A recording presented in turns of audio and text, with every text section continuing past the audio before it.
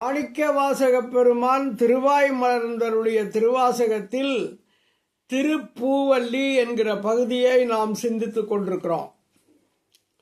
இன்றைக்கு நாம் பார்க்க வேண்டிய பாடல் எண் 14. திருவாசக புஸ்தகத்தை எடுத்து திருப்பூவல்லிங்கிற பக்கத்தை திறந்து அதில் 14வது பாடல்ல கண் இருந்து காது நான் என்ன சொல்லுகிறேன் என்பதை கேட்டால் கொஞ்சம் புரியும். மாணிக்கவாசக பெருமான் என்ன சொல்லுகிறார்? அவருடைய உள்ளமாகிய திரையில் ஒரு திரை இருக்கா அவர் உள்ளத்துல. அதுல சிவபெருமான் அவருடைய திருவடிகளை படமா வரைஞ்சிட்டாராம். அது யாரு வரைஞ்சா அப்படின்னா, காஞ்சிபுரம் ஏகாம்பரநாதர் கோயில்ல இருக்கிற ஏகாம்பரநாதர் அவர் தான் வரைஞ்சிருக்காரு.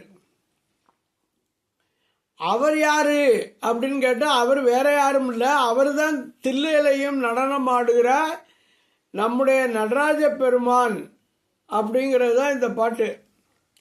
படமாக என்னுள்ளே தன் இணை போது அவை அழித்து இங்கு இடமாக கொண்டிருந்து ஏகம்பம் மேய பிரான் தடமார் மதில் தில்லை அம்பலமே தானிடமா நடமாடு மாவாடி பூவல்லி கொய்யாமோ. படமாக என் உள்ளே, என்னுடைய உள்ளமே ஓவியம் வரையும் திரையாக கொண்டு ஒரு படம் வரைகிறாரு. எந்த படத்தை வரைஞ்சாரு? தன் இணை போது, தனது 2 திருவடி மலர்களை, போதுன மலர், தன் இணை போது அவை அழித்து, அவற்றை சித்திரமாக தீட்டி அழித்து இங்கு இடமாக கொண்டிருந்து, என்னுடைய உள்ளத்தையே இடமாக அவன் கொண்டிருந்து ஏகம்பம் மேயபிரான். ஏகம்பம்ங்கிறது காஞ்சிபுரம் ஏகாம்பரநாதர் கோயில். அதை விரும்பி இருக்கிறானா அங்கே போய் மேய அப்படின்னாலே விரும்பி இருக்கிற பிரான்னு அர்த்தம். இடமாக கொண்டிருந்து ஏகம்பம் மேயபிரான். ஏகம்பம் கட்சி ஏகம்பம்னா நம்ம இவர் பட்டினத்தாருக்கு ரொம்ப பிடிச்ச இடம். கல்லாப்பிழையும் கருதாப்பிழையும் கசிந்துருகி நில்லாப்பிழையும் நினையாப்பிழையும் நின் அஞ்செழுத்தை சொல்லாப்பிழையும் துதியாப்பிழையும் தொழாப்பிழையும் எல்லா பிழையும் பொறுத்தருள்வாய் கட்சி ஏகம்பனே அப்படின்னு அவர் பாடுவார். அதுதான் ஏகம்பம். ஏகம்பம் மேயபிரான், ஏகம்பத்தை விரும்பி இடமாக கொண்டிருக்கிற பெருமான். அவன் என்ன பண்றான்? தடமார் மதில், பெருமை அமைந்த பெரிய மதில். எங்க இருக்கு? சிதம்பரத்தில். தடமார் மதில், பெருமை அமைந்த மதில் சூழ்ந்த தில்லை அம்பலமே, தில்லை சிற்றம்பலத்தையே இடமாக கொண்டு, தான் நடனமிடுவதற்கு விரும்புகிற இடமாக கொண்டு நடமாடு பாடி, நடமாடும் விதத்தை பாடி பூவல்லி கொய்யாமோ, பூவை கொடியினின்றும் கொய்வோமாக. இதான் இந்த பாட்டு. அப்ப படமாக என்னுள்ளே தன் இணை போது அவை அழித்து இங்கு இடமாக கொண்டிருந்து ஏகம்பம் மேய பிரான் தடமார் மதில் தில்லை அம்பலமே தானிடமா நடமாடு பாபாடி பூவல்லி கொய்யாமோ. அப்புறம் பாடல் எண் 15. இந்த தக்கன் வேள்வி செஞ்ச போது நிறைய பேரை இவர் படுத்தி எடுத்துட்டாரு. வீரபத்திரங்கிறவர் அனுப்பிச்சு, அந்த கதை உங்களுக்கு தெரியும், தட்சன் யாகம் பண்ண கதை. அதை இப்ப ஞாபகப்படுத்துறாரு. அங்கி அருக்கன் ராவணன் அந்தகன் கூற்றன் செங்கண் அரி அயன் இந்திரனும் சந்திரனும் பங்கமில் தக்கனும் எச்சனும் பரிசடிய பொங்கிய சீர்பாடி நாம் பூவல்லி கொய்யாமோ. பரிசு அழிய அப்படின்னா தங்களுடைய தன்மை கெட்டு போகும்படியாக. யார் சொல்றாரு? அங்கி. அங்கின்னா அக்னி தேவன், நெருப்பு. அங்கி அக்னி தேவன், அருக்கன் சூரியன், ராவணன் உங்களுக்கு தெரியும், லங்கேஸ்வரன் ராவணன், அந்தகன் அந்தகாசூரன் ஒருத்தர் இருந்தான், கூற்றன் கூற்றன்னா கூற்றுவன் யமன், செங்கண் அரி செந்தாமரை கண்ணன் ஆகிய திருமால். செங்கண்ணா அவருக்கு எப்போவுமே சிவப்பு தாமரை மலர் மாதிரி கண்ணு பெருமாளுக்கு, அதனால செங்கண் அரி. அயன் பிரம்மன், இந்திரனும் சந்திரனும். இந்திரன் தேவாதி தேவர்களுடைய தலைவன், சந்திரன் தான் தப்பு பண்ணி அப்புறம் கடைசி சிவபெருமான் காலில் விழுந்து அவர் தலையில் ஏறி உட்காந்துக்கிட்டான். பங்கமில் குறையில்லாத, அதாவது முதல்ல குறையில்லாமல் இருந்த அவன் அந்த யாகம் பண்ண பிறகு தலையை வெட்டி ஆட்டு தலையை வச்சு குறையாக்கியாச்சு. முதல்ல பங்கம் இல்லாதவன், குறையில்லாத தக்கனும் எச்சனும். எச்சன்கிறவன் முன்னின்று அந்த யாகத்தை நடத்தியவன். தம் பரிசளிய தமது தன்மை அழியும்படி பொங்கிய சீர், அப்படியே கோபப்பட்டாராம், சினந்த சிறப்பை பாடி நாம் பூவள்ளி கொய்யாமோ, பூவை கொடியினின்றும் கொய்வோமாக. இதில் நெருப்பு, சூரியன் அதெல்லாம் நமக்கு தெரியுது. ராவணன் என்ன பண்ணான்? ராவணன் என்ன பண்ணான்னா, அவனுக்கு போகிற வழியில் இடைஞ்சலா இருக்குன்னு இமயமலையை தூக்க போனான்.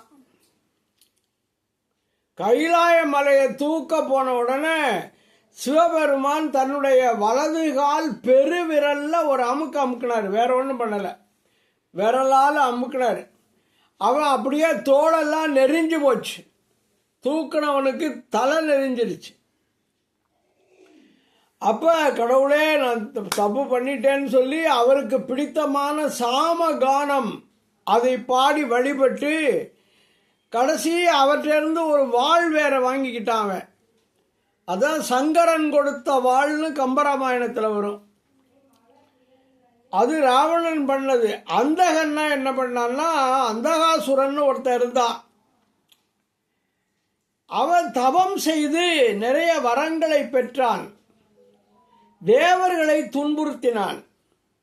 இந்த தேவர்கள் என்ன பண்ணாங்க, பயந்து போய் இங்கே அம்மா இருக்கல்ல பார்வதி தேவியினுடைய அந்த புறத்துக்கு பக்கத்தில் பெண்கள் வடிவத்தில் வந்து வாழ்ந்தார்கள், பயந்து போய். அந்தகாசுரனுக்கு அது தெரிஞ்சு போச்சு. சரி அவங்கள விடக்கூடாதுன்னு சொல்லி கைலைக்கு படையெடுத்து வந்தான். அப்போ தான் சிவபெருமான் சரி இங்கே வாரியா நீ வா அப்படின்னு சொல்லி வைரவரை அனுப்பிச்சி விட்டார். வைரவர் போய் சூலத்தில் அவனை ஒரு குத்து குத்தி எழுந்திரிச்சு நடனம் ஆடினாராம். அதான் அந்தகன். அங்கி அருக்கன் ராவணன் அந்தகன் கூற்றன் செங்கண் அரி அயன் இந்திரனும் சந்திரனும் பங்கமில் தக்கனும் எச்சனும் பரிசளிய பொங்கிய சீர்பாடினாம் பூவல்லி கொய்யாமோ. பொங்கிய சீர் அப்படின்னா கோபப்பட்ட சிறப்பு, அதை பாடி நாம் பூவல்லி கொய்யாமோ என்று இந்த பாட்டில் சொல்றாரு. இது பாடல் எண் 15. இப்போ பாடல் எண் 16. தின் போர் விடையான் சிவபுரத்தார் போரேறு மண்பால் மதுரையில் பிட்டமுது செய்தருளி தண்டாலே பாண்டியன் தன்னை பணி கொண்ட புண்பாடல் பாடினாம் பூவல்லி கொய்யாமோ. தின் அப்படின்னா வலிமையான அப்படின்னு அர்த்தம். தின் போர் வலிமையான போர் தொழிலை உடைய. விடையான், விடைன்னா என்ன, காலவாகனம், அதனால உட்கார்ந்துருக்காரு. அதனால இடபத்தை ஊர்தியாக உடையவன், ரிஷபத்தை ஊர்தியாக உடையவன், அதான் விடையான்.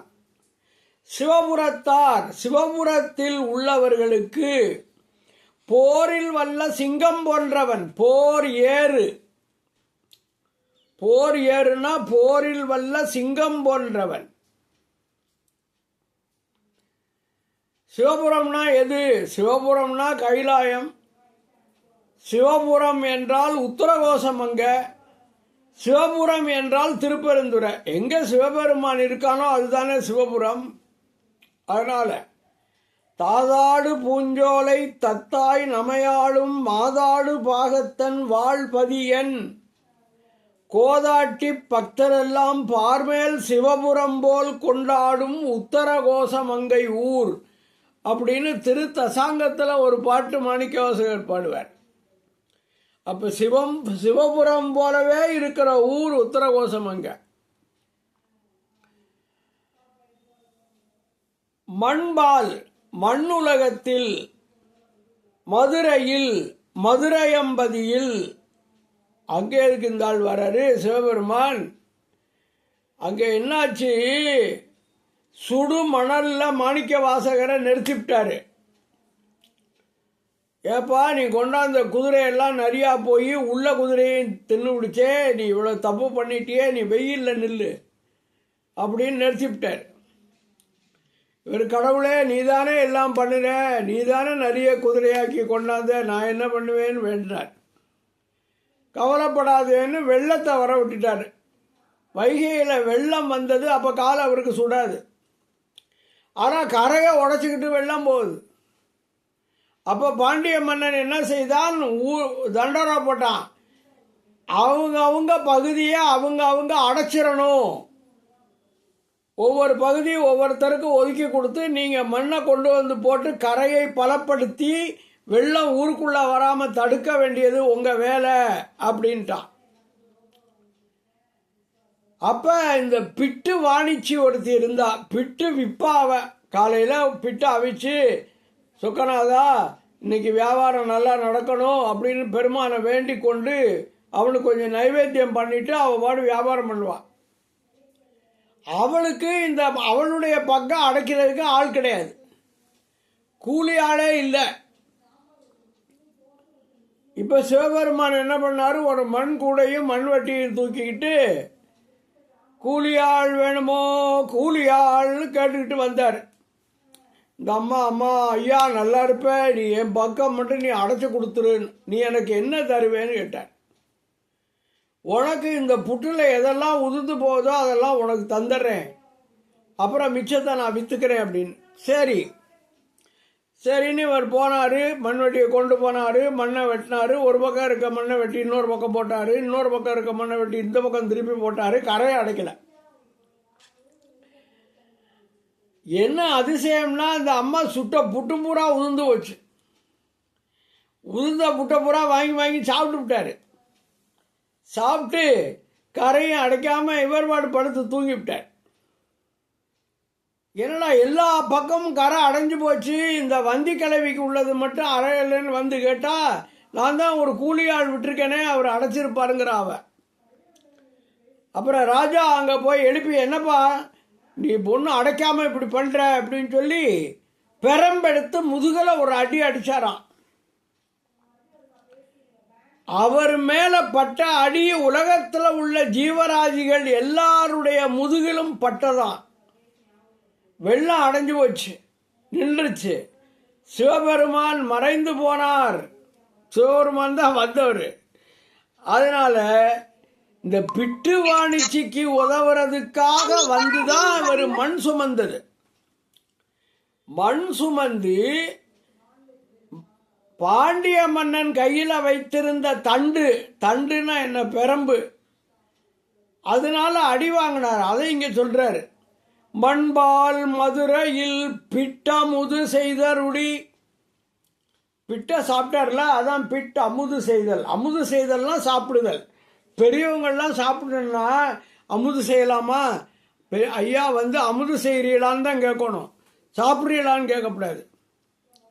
அப்போ இவர் பிட்ட அமுதாக அவர் சாப்பிட்டாரு.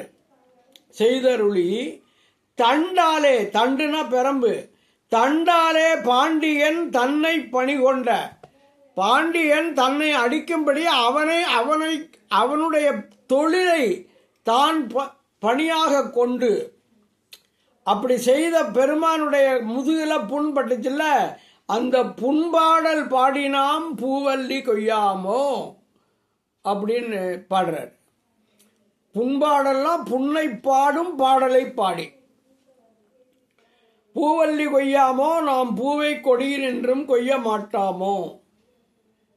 இது ஒரு இடத்துல இது வந்திக்கிழவிக்காக வந்ததுங்கிறத மாணிக்க வாசகரே ஒரு இடத்துல சொல்லுவார். ஆங்கது தன்னில் அடியவற்காக பாங்காய் மண் சுமந்த அருளிய பரிசும் கீர்த்தி திருல வருது. அதனால இந்த மண் சுமந்தது மாணிக்க வாசகருக்காக நடந்த திருவிளையாடல் அல்ல, அது வந்திக்கிழவிக்காக நடந்த திருவிளையாடல். இருந்தாலும் மண் சுமந்ததும் பிறம்படிப்பட்டதும் சிவபெருமான்கிறதுனால அதை பாடுறோம். ஸோ தின்போர் விடையான் சிவபுரத்தார் போர் ஏறு மண்பால் மதுரையில் பிட்டமுது செய்தருளி தண்டாலே பாண்டியன் தன்னை பணி கொண்ட புண்பாடல் பாடினாம் பூவல்லி கொய்யாமோ. அடுத்தது பாடல் எண் 17. முன்னாய மாலையனும் வானவரும் தானவரும் பொன்னார் திருவடி தாமரியார் போற்றுவதே என்னாகம் உட்புகுந்து ஆண்டு கொண்டான் இளங்கடியாம் பண்ணாகம் பாடினாம் பூவல்லி கொய்யாமோ. முன்னாயன்னா என்ன அர்த்தம்? முதன்மையான அர்த்தம். என்ன இருந்தாலும் காத்தல் தொழிலை செய்கிறவன் பெருமாள், படைத்தல் தொழிலை செய்கிறவன் அயன். 2 பேரும் முதன்மையானவர்கள் தான். அதனால முன்னாய மால் அயன், மால்னா திருமால், அயன்னா பிரம்மன். அப்புறம் வானவரும், வானவரும்னா தேவர்களும், தானவரும் அசுரர்களும். வானவரும் தானவரும் தேவர்களும் அசுரர்களும். பொன்னார் பொன் போன்ற திருவடி, இறைவனது திருவடிகளை தாம் அறியார், தாங்கள் அறிய மாட்டார்கள். திருவடியே எங்க இருக்குன்னு அவங்களுக்கு தெரியாது. அதுக்கப்புறம் அவங்க என்னத்தை போற்றினார்கள்? அதனால போற்றுவதேங்கிறது கேள்விக்குறி. போற்ற முடியுமா? போற்ற முடியாது அப்படின்னு அர்த்தம். போற்ற முடியுமா அப்படின்னு கேள்விக்குறியா வச்சுக்கணும். என்னாகம் உட்புகுந்து, என் ஆகம் என்னுடைய நெஞ்சினுள்ளே புகுந்து. ஆகம்னா நெஞ்சு, மனம். என்னாகம் உட்புகுந்து ஆண்டு கொண்டான், என்னை அடிமையாக கொண்டான், ஆளாக கொண்டான். அத்தகைய பெருமான் இலங்கு அடியாம், விளங்குகின்ற அணிகலன் போன்ற. அவன் நிறைய நகை போட்டிருக்கேன் சிவபெருமான். அது பூச்சரமா காசு மாலையான்னு கேட்கக்கூடாது. அதெல்லாம் பாம்பை எடுத்து போட்டிருக்கேன். அதனால இளங்கணியாம் பன்னாகம், பல பாம்புகள். இளங்கணியாம் பன்னாகம் பல பாம்புகளை பாடினாம் புகழ்ந்து பாடி நாம் பூவல்லி கொய்யாமோ, பூவை கொடி நின்றும் கொய்வோம். அதான் அர்த்தம். முன்னாய மாலையனும் வானவரும் தானவரும் பொன்னார் திருவடி தாமரியார் போற்றுவதே என்னாகம் உட்புகுந்து ஆண்டு கொண்டான் இளங்கணியாம் பன்னாகம் பாடினாம் பூவல்லி கொய்யாமோ. அப்புறம் பாடல் எண் 18. சீரார் திருவடி தின் சிலம்பு சிலம்பொலிக்க ஆராத ஆசையதாய் அடியே நகமகிழ தேரார்ந்த வீதி பெருந்துரையான் திருநடஞ்சை பேரானந்தம் பாடி பூவல்லி கொய்யாமோ. சீரார் திருவடி, சீர்னா சிறப்பு, சீரார் திருவடினா சிறப்பு பொருந்திய திருவடியில். அது என்ன போட்டிருக்காரு?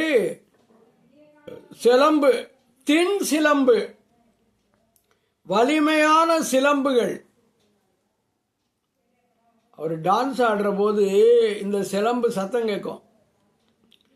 இந்த சத்தத்துக்காகத்தான் அடியார்கள் காத்திருந்தார்கள். சேரமான் பெருமாள் நாயனார் இந்த சிலம்பொலி கேட்ட பிறகுதான் அவருடைய வழிபாட்டையே முடிவு பண்ணுவாராம், நிறைவுக்கு கொண்டு வருவார். அதனால தின் சிலம்பு, வலிமையான சிலம்புகள் சிலம்பொலிக்கே, ஒலிக்கின்ற ஒலிக்கே ஆறாத ஆசையதாய், அதை கேட்கணும்னு எனக்கு அடங்காத ஆசையா, தீராத ஆசை, ஆறாத திருப்தி அடையாத ஆசை, அது ஆறாத ஆசையதாய், ஆறா அமுது அப்படின்னு சொல்றோம்ல, அது மாதிரி ஆறாத ஆசையதாய், அடங்காத ஆசை உடையவனாக அடியேன் அகமகிழ, அடியவனாகிய நான் மனமகிழ, தேரார்ந்த வீதி, தேர் ஓடுகின்ற திருவீதிகளை உடைய பெருந்துரையான் திருப்பெருந்துரை பெருமான். திருப்பெருந்துறையில தேர் ஓடும், இப்பவும் ஓடுது. ஆனா இப்ப நீங்க காசியில, காஞ்சியில தேர் ஓடுனா ஏகாம்பரநாதர் உலா வருவார். தில்லையில தேர் ஓடுனா நடராஜ பெருமான் உலா வருவார். ஆனால் திருப்பரந்துறையில தேர் ஓடினால் சிவபெருமான் வரமாட்டார், மாணிக்க வாசகர் வருவார். அப்படிப்பட்ட தேர் அது. தேரார்ந்த தேர் ஓடுகின்ற திருவீதிகளை உடைய பெருந்துரையான். பெருந்துரையான்கிறது சிவபெருமான், திருப்பெருந்துரை பெருமான்.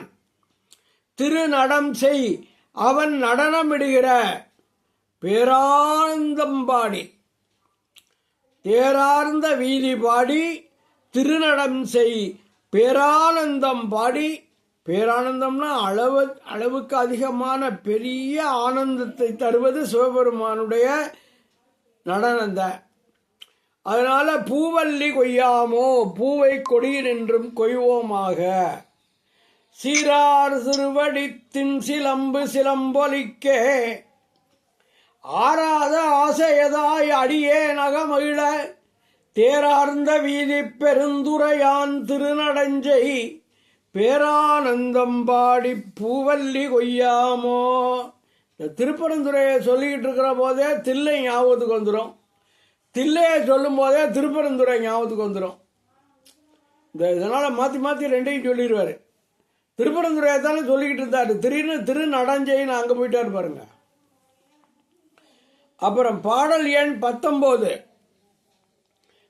அத்தி உரித்து அது பொறுத்தருளும் பெருந்துரையான், பித்த வரவு கொண்டு இவ்வுலகில் பிள்ளையுமாம், முத்தி முழுமுதல் உத்தர கோசமங்கை வள்ளல், புத்தி புகுந்தவா பூவல்லி கொய்யாமோ. பாருங்க, அத்தி உரித்துன்னா என்ன? அத்தின்னா யானை. யானையை உரிச்சாரு அவரு. ஏது யானைன்னு கேட்கிறீங்களா? இந்த தாருகாவனத்து முனிவர்கள் சிவபெருமான் மீது ஏவுவதற்காக யாகம் செய்து யாகத்திலிருந்து யானையை வரவழைச்சாங்க. அதை சிவபெருமான் மீது ஏவினார்கள். சிவபெருமான் அந்த யானைக்குள்ளேயே புகுந்து அந்த யானையை கிழிச்சு அந்த தோலை எடுத்து போர்த்திக்கிட்டார். அதைத்தான் இங்கே சொல்லியிருக்கு. அத்தி உரித்து, யானையை உரித்து அது போர்த்தருளும், அதன் தோலை போர்த்தி அருளுகின்ற பெருந்துரையான் திருப்பெருந்துரை பெருமான், பித்த வடிவு கொண்டு, பைத்திய மாதிரி தான் வருவான் போல இருக்கு, பித்த வடிவு கொண்டு, பித்தம் மிகுகின்ற வடிவத்தை கொண்டு இவ்வுலகில், இந்த உலகத்தில். அப்படி மட்டுமா வந்த, பிள்ளையாவும் வந்த, பிள்ளையுமாம், குழந்தையாகவும் வந்தான். குழந்தையா வந்த கதை கீர்த்தி திரு அகவல்ல நான் சொல்லியிருக்கேன். ஓரியூரில் உகந்தினிதருளி பாதிரும் பாலகன் ஆகிய பரிசும், விருத்த குமார பாலனான லீலைன்னு அது தனிய திருவிளையாடற் புராணத்தில் வரும். ஒரு பொண்ணுக்காக காட்சி கொடுக்க வந்து மாமியார் வந்த உடனே குழந்தை ஆயிட்டாரு. அது அந்த கதை நம்ம கீர்த்தி திரு அகவல்ல படித்தோம். அதே மாதிரி நம்முடைய பட்டினத்த சாமிக்கு திருவெண்காடருக்கு குழந்தையா வந்தார். மருதவாணன்கிற குழந்தை வந்து சிவபெருமான் குழந்தையா வந்து அவர் தான் காட்டினார். இங்கே வருப்பா, காதற்ற ஊசியும் வாராதுகான் கடைவழிக்கேன்னு சொல்லி திருவெண்காடரை துறவு பூணச் செய்து அவரை பட்டினத்தாராக மாற்றியவர் சிவபெருமான். அவருக்கு பிள்ளையா வந்தார். திருவண்ணாமலை பகுதியை ஆண்ட மகாராஜா வல்லாள மகாராஜான்னு பேரு. அவருக்கு குழந்தையா இல்லை. கடவுளே எனக்கு குழந்தை வேணும்னு சொல்லி ஆயிரக்கணக்கான பேருக்கு நாள்தோறும் சாப்பாடு போட்டார். அவருக்கு சிவபெருமான் குழந்தையாக வந்து மகனாக வந்து பிறந்து கடைசி காலத்தில் அவர் இறந்த பிறகு அவருக்கு வந்து திதி கொடுத்ததே சிவபெருமான் தான். அதனால பிள்ளையாக வந்த நிகழ்ச்சி 2-3 இடத்துல வருது. ஒன்று வல்லாள மகாராஜா, இன்னொன்று ஓரியூரில் உகந்தினிதருளி பாரிரும் பாலகனாகிய பரிசு, அதுக்கப்புறம் பட்டினத்தாருக்கு மருதவாணன் என்ற பிள்ளையாக வந்தது. அதனால பிள்ளையுமாம் அப்படின்னு நீங்க சொல்றது சரிதான். பித்த வரவு கொண்டு இவ்வுலகில் பிள்ளையுமாம் முத்தி முழுமுதல் அவன்தாங்க முத்தி தரணும். முழுமுதற் கடவுள் அவன்தான். அதனால முத்தி முழுமுதல் உத்தரகோச மங்கை வள்ளல். உத்தரகோச மங்கையில் இருக்கிற வள்ளல் பெருமான் நமக்கு கருணையை வாரி வாரி வழங்குகிற பெருமான். அதனால வள்ளல். உத்தரகோச மங்கை வள்ளல். புத்தி புகுந்தவா, என் புத்தியில வந்து நுழைஞ்சிட்டியே. புத்தியில சில பேருக்கு கடவுள் இருக்காருங்கிறதே படமாட்டேங்குது. இவருக்கு கடவுளே வந்து புகுந்துக்கிறார்.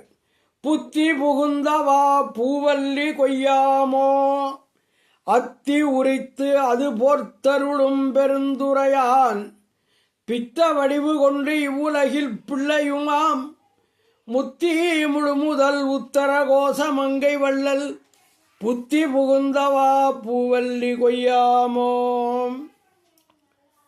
அப்புறம் கடைசி பாடல். இது பாடல் இருக்கு இல்லைன்னு பேசிக்கிறாங்க. இருந்தாலும் நம்ம இருக்கபடி பார்த்துருவோம். மாவார ஏரி மான குதிரை. மாவார ஏரி மதுரை நகர் புகுந்தருளி தேவார்ந்த கோலம் திகழப் பெருந்துரையான் கோவாகி வந்தம்மை குற்றேவல் கொண்டருளும் பூவார் கடல் பரவி பூவல்லி கொய்யாமோ. காளமாட்டில் தான் சிவபெருமான் வரணும். ஆனால் என்னாச்சு, மாணிக்க வாசகருக்காக குதிரையில் ஏறி வந்தார். குதிரையெல்லாம் ஆவணி மூலத்தன்னைக்கு மதுரைக்கு கொண்டாந்து ஒப்படைச்சார். அப்போ குதிரை சேவகனாக வந்தவன் சிவபெருமான். அதனால மா ஆர ஏரி, அந்த குதிரைக்கு சந்தோஷமா, அதுக்கு மன திருப்தி அடையும்படி அதில் ஏறி உட்கார்ந்தாராம். மா ஆர ஏரி, ஆரங்கிறது மகிழ, குதிரையில் குதிரை மகிழ அதில் பொருந்தி ஏறி மதுரை நகர் புகுந்தருளி மதுரை மாநகரத்துக்குள்ளே புகுந்து வந்து